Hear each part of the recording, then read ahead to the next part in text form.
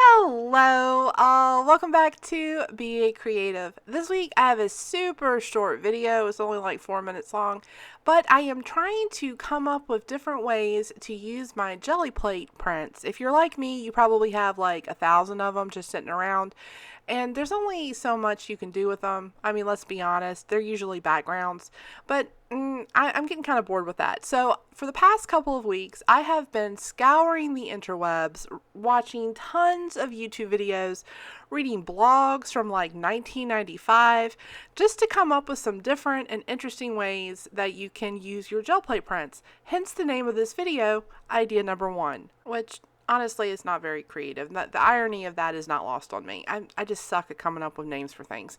Anyway, so this first idea is to use your gel plate prints to make mixed media backgrounds for cards. Now, don't panic. This is not going to turn into a card making channel.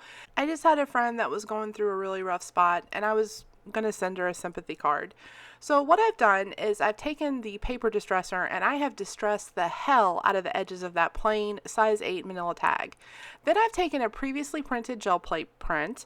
If you may recall, that was from our video where we printed with paper artsy paints. I've stamped over top of it. I don't know why. I probably did that weeks ago. And all I'm doing right now is just trying to figure out my placement so that I can arrange a composition on the front of what will be the eventual card. This is really no different than if you were going to do this on an art journal page. It's just cut down way smaller. And when I do make cards, which happens very rarely, this is how I approach it.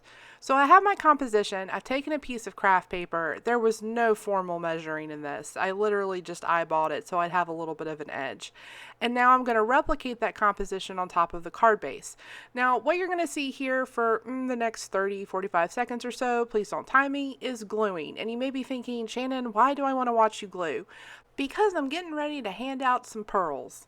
This is a tip that I picked up not from card making, not from mixed media, but from bookbinding. I enjoy bookbinding. It's a whole thing. Anyway, in the process of learning how to bind books, I had to learn a lot about how paper interacts with glue because there's a lot of gluing in bookbinding.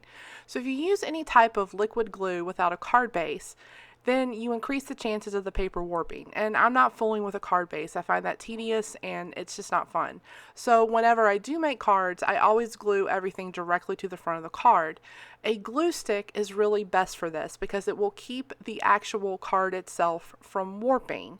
When you put wet glue or a liquid glue directly on the paper surface, what it does is as it dries, it kind of pulls the paper up towards itself.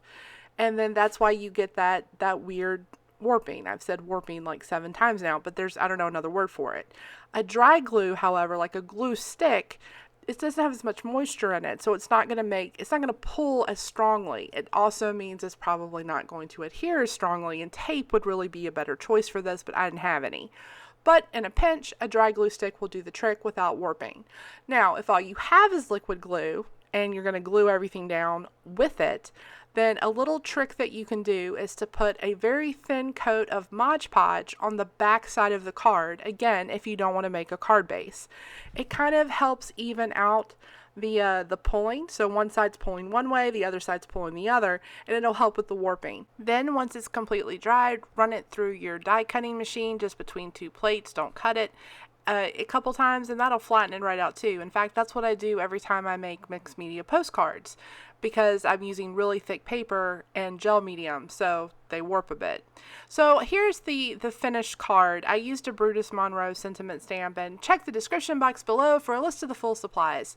But even though it was, I had my sentiment and stuff, I'm thinking of this as kind of like a composition on an art journal page.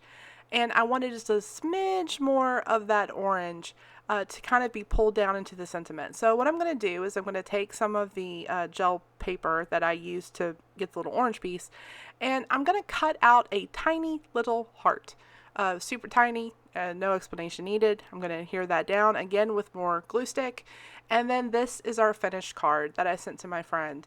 I think the beauty in a card like this is that it really encourages the receiver to cut it up and use it in their own art, which I hope she will, and I hope she knows that I'm still thinking of her. Alright guys, thanks, and I'll see you next time. Hey, here's some more videos that you might like, and please don't forget to hit that like and subscribe button so that you can see more of my content.